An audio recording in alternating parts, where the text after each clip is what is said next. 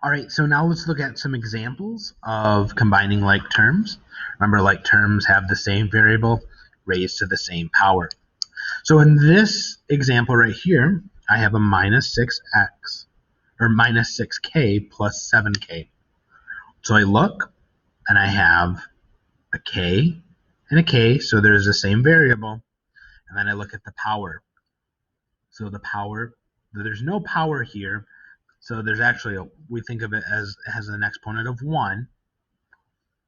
So there's no power here. So these are in fact like terms. So the way that we combine them is we think, and I'm going to write that right here.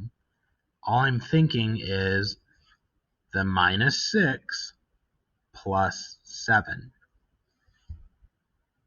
So a negative 6 plus 7 is 1. And then we have our k. So our answer could be 1k. Now what we generally do with this is we don't like to write, mathematicians you find are lazy, so we don't want to write that extra 1. If there's nothing in front of it, we just write it as the k, because it's multiplying by 1. Anytime I multiply a number by 1, it's itself. So that's just k. Now let's look over here. Now we have some more stuff going on. What I generally like to do is I have a couple of colors with me as I do these. And so I might start with the x squared. So I'm looking for things that have an x squared because they have to have the same variable and the same power. So I'm looking, and I go through and I see, oh, here's another x squared. So I underline that. And then generally what I'll do is I'll rewrite this. So I'll write 5x squared, and I take the number that's in front, or the sign that's in front, so it's plus, so plus 9x squared. And then I look, nothing else with an x squared. So I move on, and I grab a different color. And now I have just this constant of a 5. So it doesn't have any variables. So I look for anything else that doesn't have a variable. Well, this has the x, and then I have right here the 4. And so I'm going to rewrite it again with the sign out in front.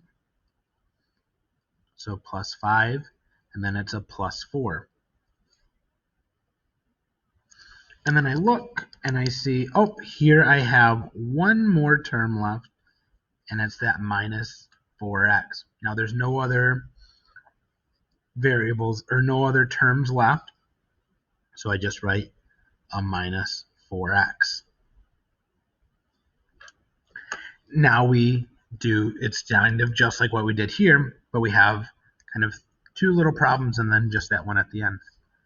So 5x squared plus 9x squared, 5 plus 9, we think, is 14, so we have a 14x squared.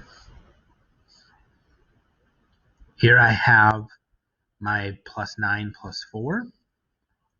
5 plus 4 is a positive 9. And then we just have that minus 4x. There's nothing to combine that with.